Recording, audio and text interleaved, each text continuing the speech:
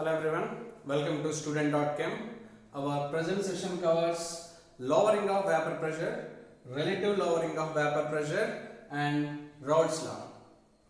While coming to the first one, lowering of vapor pressure. The topic itself represents there should be a decrease in the vapor pressure. Why and where the vapor pressure is decreases. Let's have an example. For example, we have two vessels. Okay, if you consider the vessel 1, it has 100% of solvent. While coming to the second one, it has only 95% of solvent. In the sense, this is a highly diluted one, this is little bit concentrated one. If you heat those two vessels at around 115 degrees centigrade, for example, at 115 degrees centigrade, the pressure exerted by the vapor in vessel 1 is 1.5 atmospheric pressure. Coming to the second vessel, at the same temperature, at 115 degrees centigrade only, the pressure exerted by the vapor on the liquid is surely less than 1.5 atmospheric pressure. It should not equal to 1.5 atmospheric pressure, or it is not greater than 1.5 atmospheric pressure. That's because of the solute present in the second vessel. Because it has only 95% of solvent. The other 5% is related to the solute. Okay? What is the reason behind that? Because due to the presence of the solute, it requires much more heat energy. It requires more heat energy to completely convert it into the vapor to reach the vapor pressure of 1.5 atmospheric pressure. Therefore, the vapor pressure exerted by the vapor in vessel 2 is always should be less than compared to the vessel 1 at the same temperatures. If you wanted to obtain the vapor pressure of 1.5 atmospheric pressure, of course it is possible, but that is possible at greater than 115 degrees centigrade. If you apply around 120 or 125 degrees centigrade temperature at the vessel 2, you may obtain that 1.5 atmospheric pressure. But due to the presence of the solute, the vapor pressure is decreases compared to the vessel 1.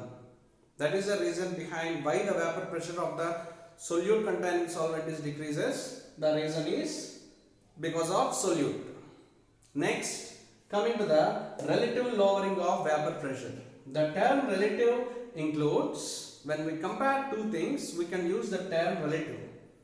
So here also, delta P by P naught. The relative lowering of vapor pressure is denoted with delta P by P naught, where delta P is lowering of vapor pressure. It can be represented as delta P is equal to P naught minus P, where P naught is the vapor pressure of solvent. Coming to the P, that is the vapor pressure of the solution. So, relative lowering of vapor pressure is equal to delta P by P naught. Next, coming to the Raoult's law. Raoult's derived an equation based on the relative lowering of vapor pressure. Delta P by P naught is equal to N1 by N1 plus N2, where N1 is the moles of solute, number of moles of solute. Coming to the N2, number of moles of solvent. So, I wrote here N1 plus N2 is almost equal to N2 because N1 is the moles of solute.